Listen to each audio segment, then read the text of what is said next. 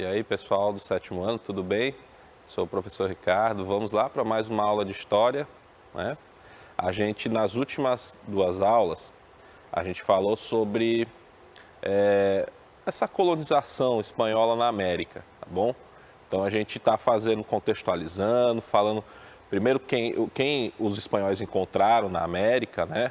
Falamos como é que foi essa conquista, né, desses povos que viviam na América pelos espanhóis, né? Falamos do Francisco Pizarro, do Hernán Cortés, tá certo? Falamos quais foram os principais motivos, né, que levaram a essa conquista, né, a crueldade dessa conquista, tá certo? E aí hoje a nossa aula ela é sobre como é que se organizou essa colonização espanhola na América, tá bom?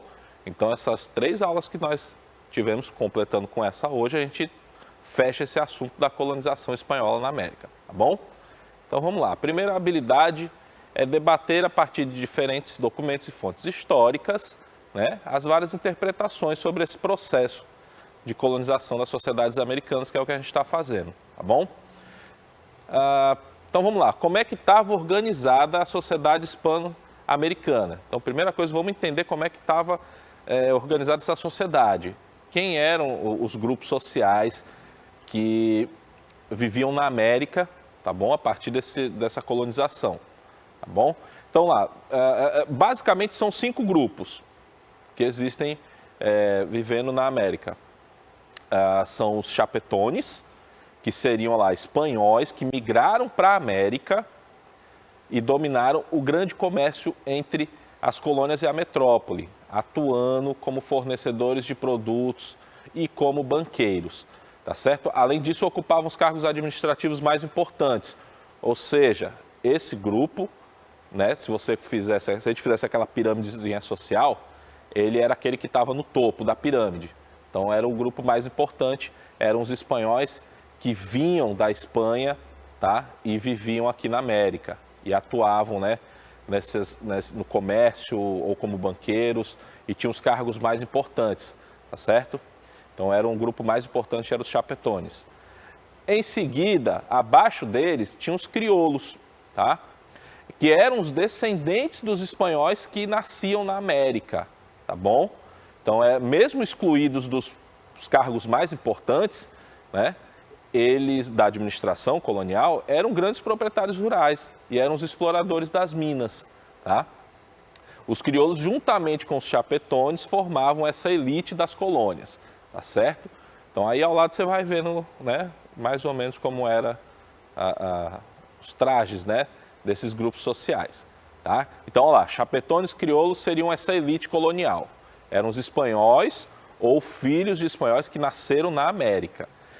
Abaixo deles tinham os mestiços, tá? Que eram filhos de espanhóis e de mulheres indígenas, tá? Aí esse grupo ele vai crescer muito, a quantidade dele, né? E aí vai causar uma grande preocupação à coroa espanhola, exatamente porque eles temiam as revoltas sociais que pudessem acontecer, tá bom? Lideradas por esse grupo de mestiços, que era um grupo também com grande quantidade de pessoas, tá? Essas populações mestiças geralmente exerciam trabalhos ligados ao artesanato e ao pequeno comércio, ok? Então era uma camada intermediária daquela sociedade colonial hispano-americana. Tá bom? Era uma camada intermediária. Aí, na base daquela pirâmide social, a gente tem os indígenas e os escravizados africanos. Tá? A maioria da população era formada por indígenas, ok? Eles constituem a maioria. Durante a colonização, a mão de obra indígena passou a ser usada pelos espanhóis, principalmente na mineração e na agricultura. Um detalhe importante, quando a gente fala de sociedade hispano-americana, os indígenas, eles se transformam na maioria da população, nesse caso, né, dessa sociedade espanhola na América, né, hispano-americana, e eles são a principal força de trabalho, certo? Eles são a principal força de trabalho. Se a gente fosse fazer um comparativo com a América Portuguesa, o Brasil, a gente percebe essa diferença porque a mão de obra indígena, ela não foi predominante no Brasil colonial. A mão de obra predominante foi a do escravizado africano, né? Então aí já tem uma diferença, os espanhóis eles absorveram essa mão de obra indígena que muitas vezes trabalhava mesmo como se fossem também escravos, né? E aí, ó, voltando aqui, lá quem eram os escravizados africanos que viviam na América Espanhola, né? Eles trabalhavam basicamente como pedreiros, né? Carregadores de mercadorias, prestadores de serviços domésticos, né? Não eram em grande quantidade, tá? Comparado à população indígena, nativa, óbvio, não eram em grande quantidade. Foram sendo introduzidos aos poucos, né? Porque tem um detalhe importante, que isso aí eu quero que você não esqueça.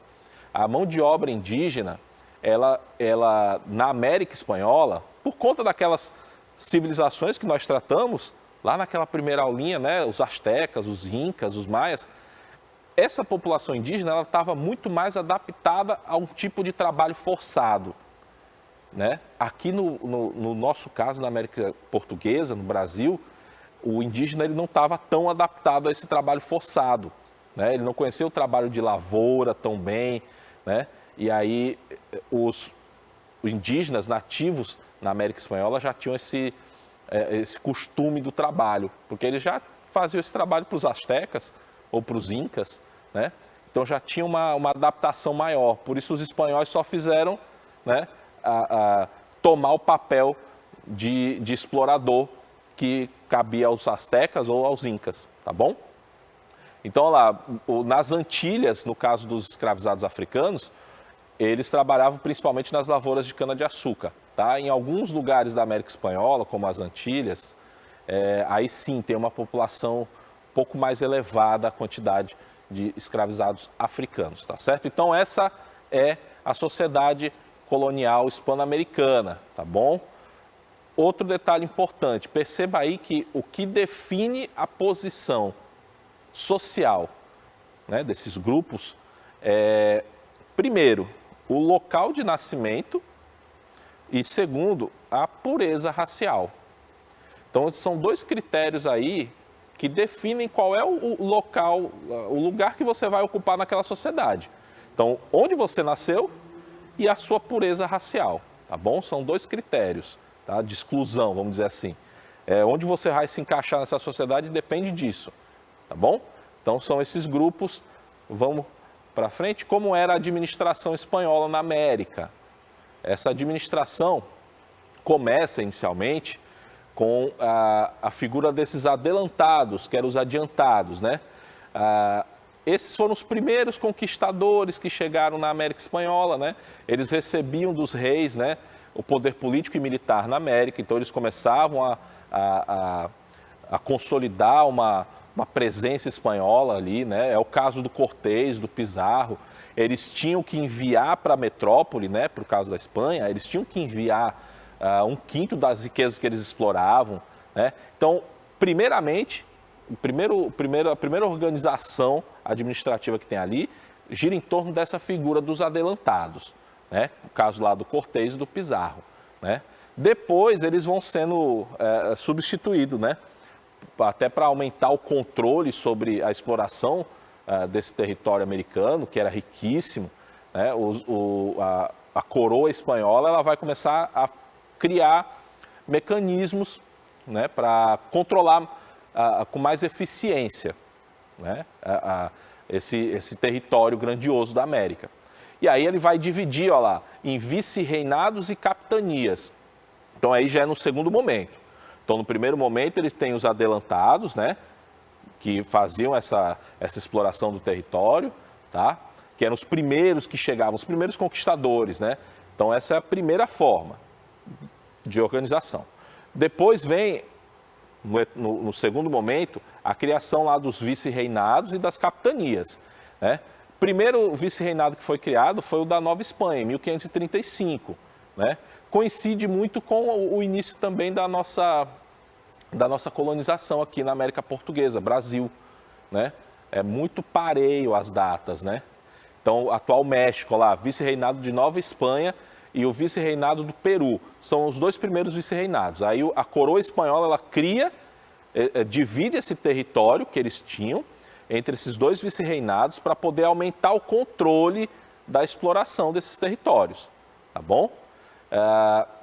Depois, em seguida, eles vão criar os outros, né? Eles vão dividindo mais para melhorar a eficiência desse controle. O vice-reinado de Nova Granada, o vice-reinado do Rio da Prata, já lá para a América do Sul, né? Que vai compreender aquela região toda ali da Argentina, Bolívia, né? Toda aquela região da América do Sul, tá? E aí, em seguida, eles criam também as capitanias gerais, né?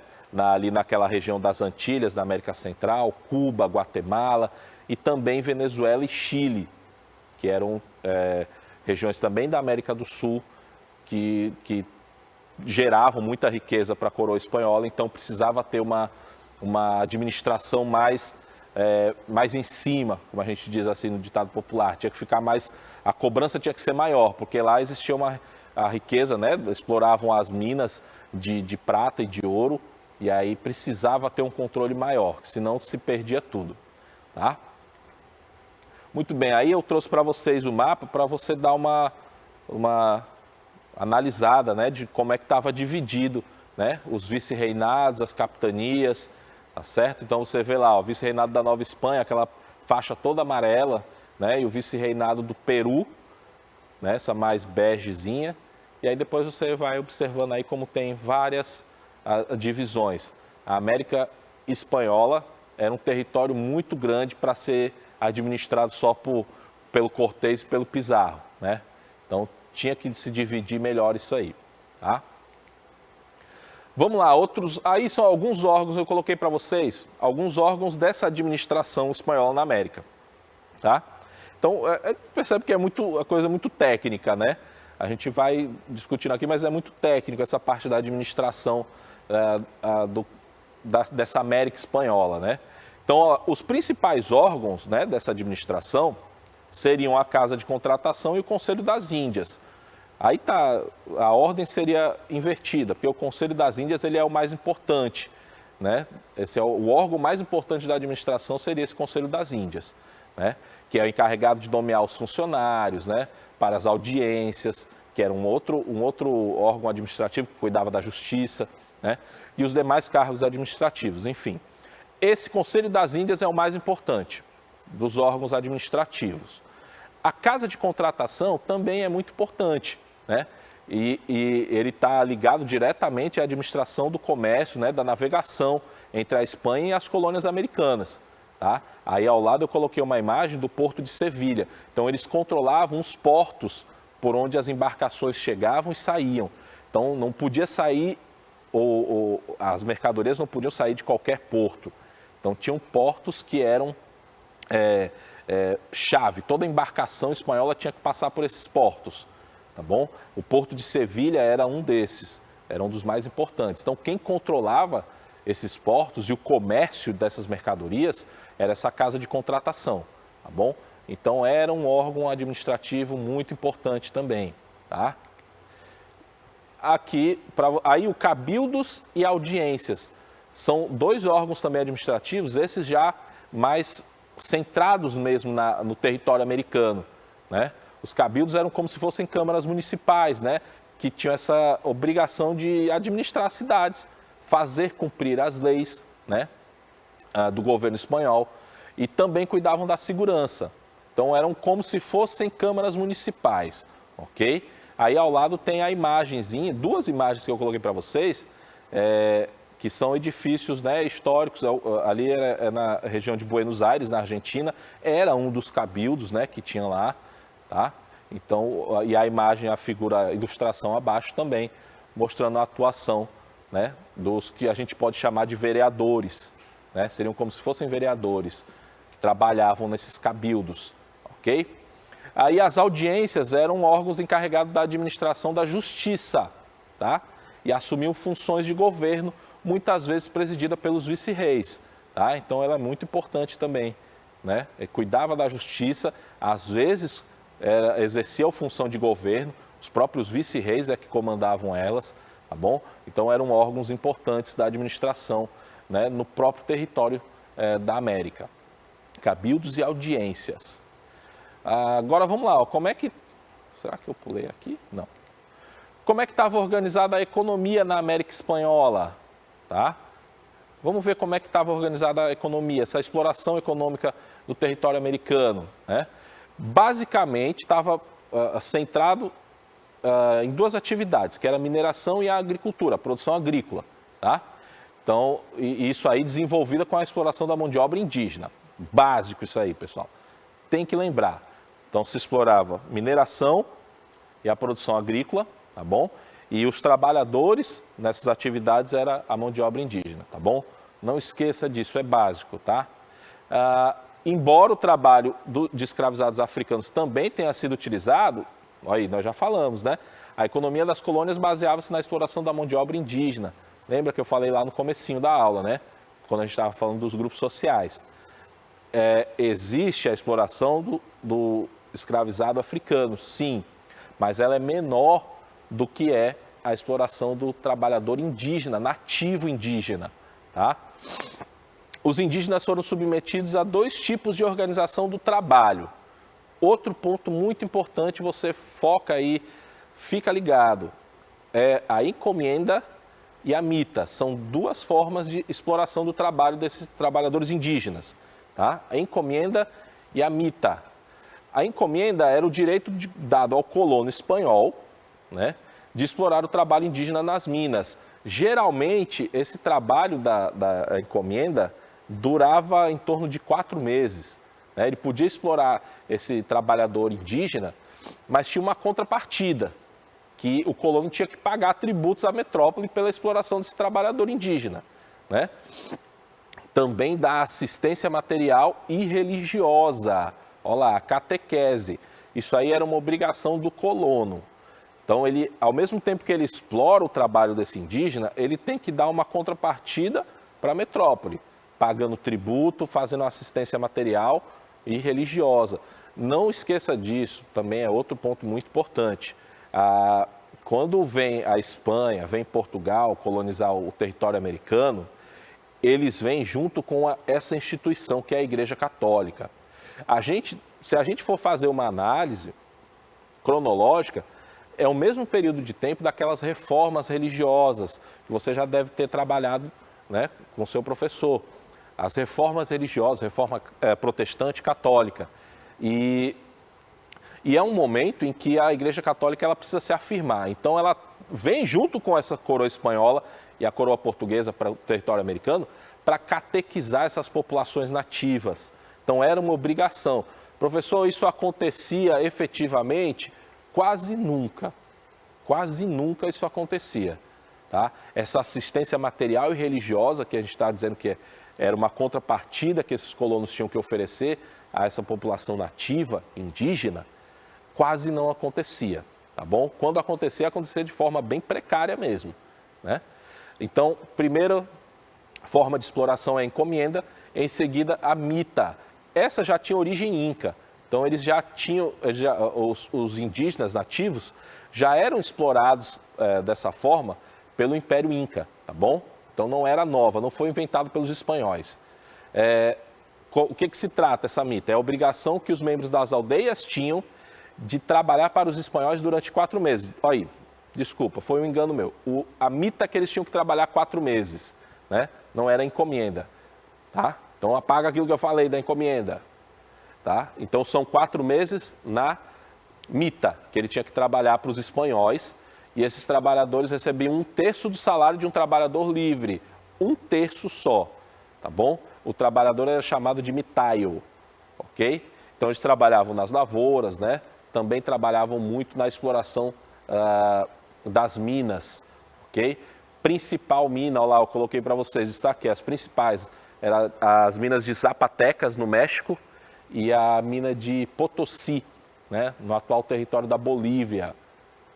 Então, eram as duas regiões exploradas pelos espanhóis, né, de onde eles extraíram toneladas e mais toneladas de ouro e de prata, tá bom? Então, depois dessa conquista, né, da pilhagem dessas sociedades indígenas, o governo espanhol investiu, né, nessa mineração da prata e do ouro. Saíram muitos navios espanhóis, né, da América, em direção à Espanha, carregados, amarrotados de ouro e de prata, né?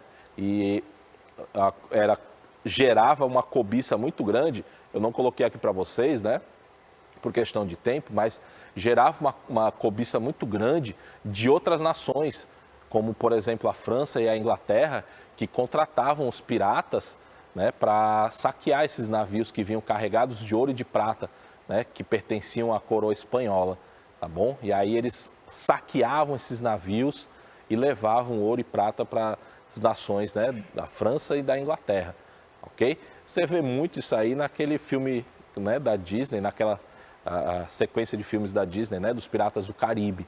Então ali você vê retratada, né, basicamente essa realidade, né? Então vamos lá, a exploração de metais preciosos fez da Espanha, outro detalhe importante, o estado mais poderoso da Europa no século XVI. De fato, a Espanha era o estado mais poderoso da Europa no século XVI, era o que tinha a maior frota de navios à disposição, tudo graças a essa exploração, né, do território americano. Né?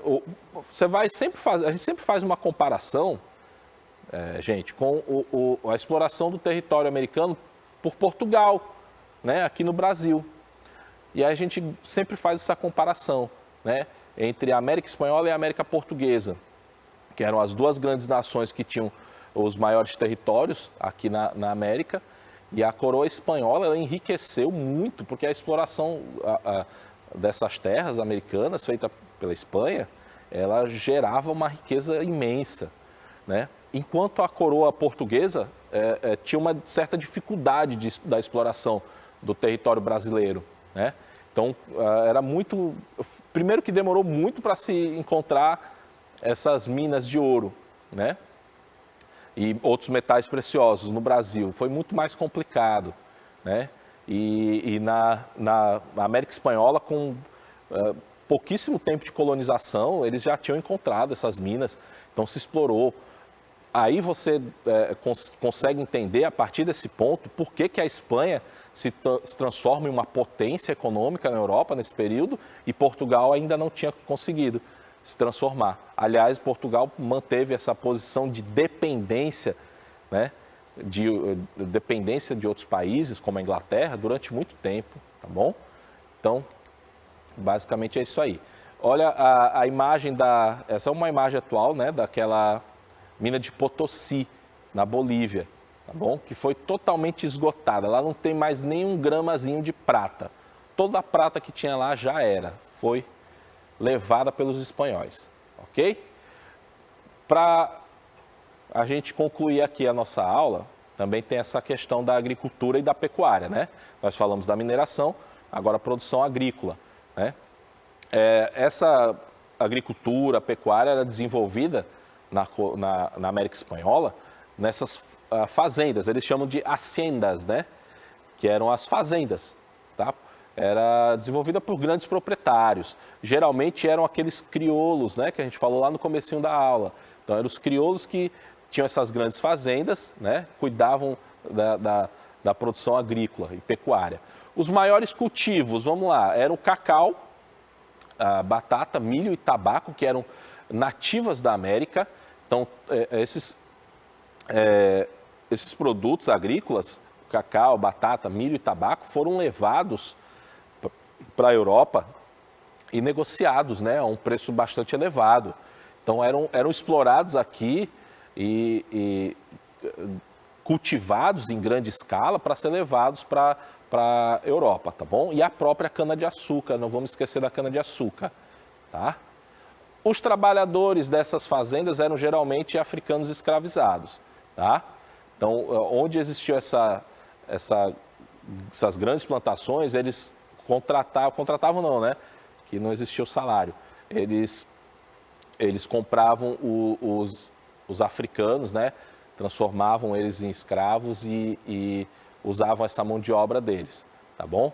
Então, como eu falei já para vocês, naquela região das Antilhas, né? Tinha uma grande produção de cana-de-açúcar, né? Essas grandes fazendas, muitas vezes eles utilizavam essa mão de obra do africano escravizados.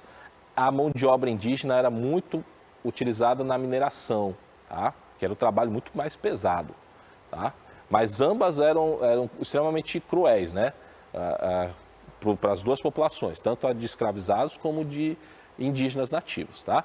A grande fazenda escravista, olha lá, produtora de um gênero tropical.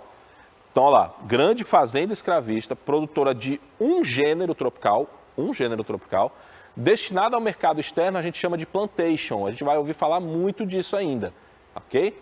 Não esqueça disso. A gente está encerrando, né, nossa aula. Fica aí com essa mensagem do professor do Buda, né? Tudo o que somos nasce com nossos pensamentos, tá? Em nosso pensamento fazemos o nosso mundo, ok? Agora a gente encerra aquela parte da colonização espanhola na América. Nas próximas aulas a gente vai falar da colonização portuguesa na América, tá bom? Fique com a gente, fique ligado aí, preste atenção nas aulas, tire suas dúvidas com o seu professor, tá certo? Um grande abraço, até a próxima.